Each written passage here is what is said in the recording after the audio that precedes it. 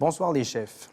Comme vous le savez, avec les événements qui se déroulent à Hong Kong, l'emprisonnement des 2 Canadiens et les nombreux manquements face aux droits humains en Chine, seriez-vous prêt à cesser les échanges commerciaux si la situation ne s'améliore pas?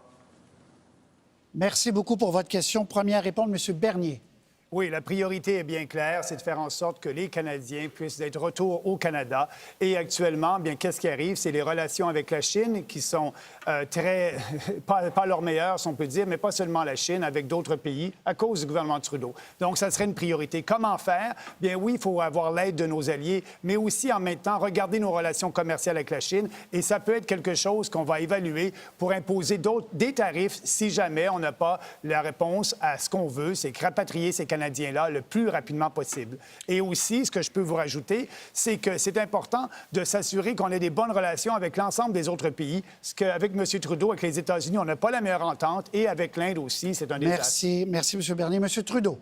On reconnaît que la priorité, c'est toujours de défendre les intérêts des Canadiens et de défendre les Canadiens. C'est pour ça qu'on a justement fait activer tous nos alliés autour de la planète pour mettre de la pression sur la Chine, pour leur dire que non, ça ne se fait pas de détenir de façon arbitraire des Canadiens pour une raison politique. On va continuer de chercher à résoudre cet enjeu, tout en reconnaissant que la Chine est une économie en croissance, qui prend beaucoup plus de place, qui crée des opportunités économiques pour nos producteurs, pour nos travailleurs, mais nous devons toujours être là pour défendre nos valeurs, nos principes, et c'est ce que nous allons toujours faire. Merci, M. Trudeau. M. Scheer. Ce n'est pas une grande surprise que le gouvernement de la Chine ne respecte pas Justin Trudeau. Après de son voyage désastreux en Inde, il y a beaucoup des chefs d'État de G20 qui ne respectent pas.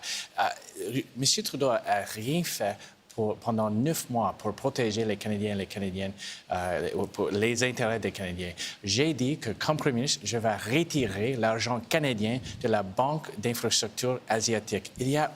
Ça, c'est une banque qui a été contrôlée par le gouvernement de la Chine. Il n'y a aucune bonne raison pour l'argent des contribuables d'aller pour construire les ponts et les routes dans les autres pays et qui appuie la politique étrangère de la Chine. On va y revenir à ça.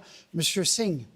Oui, la priorité, c'est les Canadiens qui, à ce moment, sont dans une situation tellement difficile. Donc, il faut agir dès maintenant pour les aider. Ça, c'est quelque chose qui est essentiel. En plus, oui, la question sur qu'est-ce qu'il faut faire avec la Chine, il faut être fort pour montrer qu'on défend les droits de la personne. Ce qui se passe à Hong Kong, c'est tellement inquiétant, le fait que les gens font face des grandes opprimations contre le droit. Mais avec M. Trudeau, encore, on voit qu'il va flasher à gauche pendant la campagne, dit toutes les bonnes choses, mais il va tourner à droite pendant qu'il est au gouvernement. Ce que je veux dire, pourquoi elle n'a pas arrêté de vendre des armes à Saudi Arabie, parce qu'il n'a pas le courage de la faire. Merci, M. Singh. Madame May.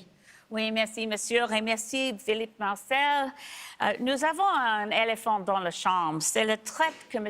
Harper a accepté avec la Chine. C'est dans le Parlement, le dernier Parlement, mais c'est jamais dans les débats du Parlement. C'est pas un seul vote. C'est un traité très énorme avec les investisseurs de la République de la Chine qui a donné déjà les droits des entreprises de la Chine de charger le Canada quand nous avons les lois que la Chine n'aime pas, contre les lois pour protéger l'environnement. Et c'est tout à fait en secret. C'est quelque chose de mauvais. Merci. M. Blanchet, finalement. Permettez-moi d'avoir une pensée pour les agriculteurs sous gestion de l'offre de la circonscription de Belleuil-Chambly puis de la vallée du Richelieu, parce que de mauvaises négociations commerciales leur ont coûté 8,4 de leur part de marché. Après ça, le gouvernement canadien s'est fait l'instrument des États-Unis et s'est pogné une chicane avec la Chine. Malheureusement, la réponse, c'est qu'on ne peut pas être en chicane perpétuelle avec un géant. On ne peut pas jouer des bras avec la Chine. Malheureusement, c'est impossible. Et là, c'est les producteurs de porc, de soya, de canola qui paient le prix de ça.